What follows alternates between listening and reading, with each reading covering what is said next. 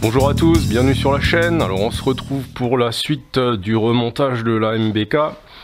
Alors quelques petites précisions par rapport aux pièces que j'ai rajoutées depuis la dernière fois. Donc j'ai installé les commandes et j'ai ajusté l'inclinaison du guidon.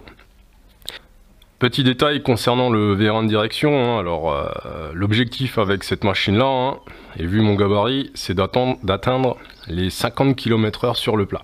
Alors, vous allez me dire à quoi va me servir ce vérin de direction? Je vais certainement pas guidonner à cette vitesse là.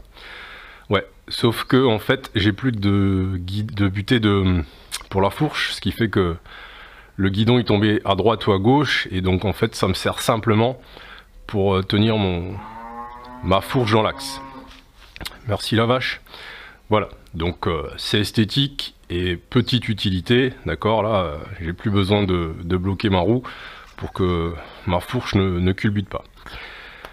Ensuite, concernant les amortisseurs arrière, alors j'avais prévu d'installer des amortisseurs chinois, d'accord, que j'ai à peine de recevoir. La poste elle était plus d'un mois en grève, sachant que je déménage dans quelques temps et que dans un mois mes affaires doivent prendre le bateau. J'ai déjà vendu mon poste à souder, donc c'est quelque chose que j'ai pas pu finaliser. Donc l'objectif c'est simplement que ça tient le temps au moins d'un essai routier, en espérant que je casse pas tout. Mais je suis confiant. Troisième chose, j'ai testé ici un truc qui passe régulièrement sur Facebook, c'est pour ça aussi que j'avais fait une vidéo sur les récepteurs hydrauliques.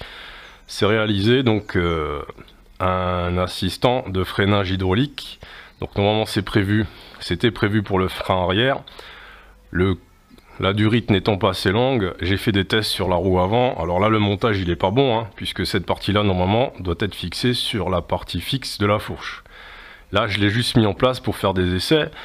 Donc si vous vous souvenez, j'avais un premier récepteur qui fuyait, le deuxième, la tige est bloquée dans le piston. J'ai revu plus tard un post sur Facebook, quelqu'un parlait d'un autre site, toujours chinois, donc j'en ai recommandé un. Alors déjà il n'est pas arrivé dans la bonne couleur, il était censé être doré et moi je sais pas, je le vois légèrement saumon, je sais pas.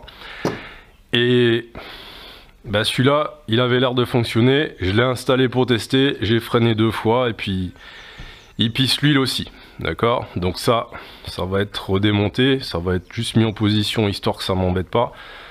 Mais donc pour l'instant, j'aurai pas de freinage à l'avant, et donc le freinage à l'arrière, il devrait être amélioré étant donné que j'ai une poignée qui est un peu plus grande que la montre d'origine.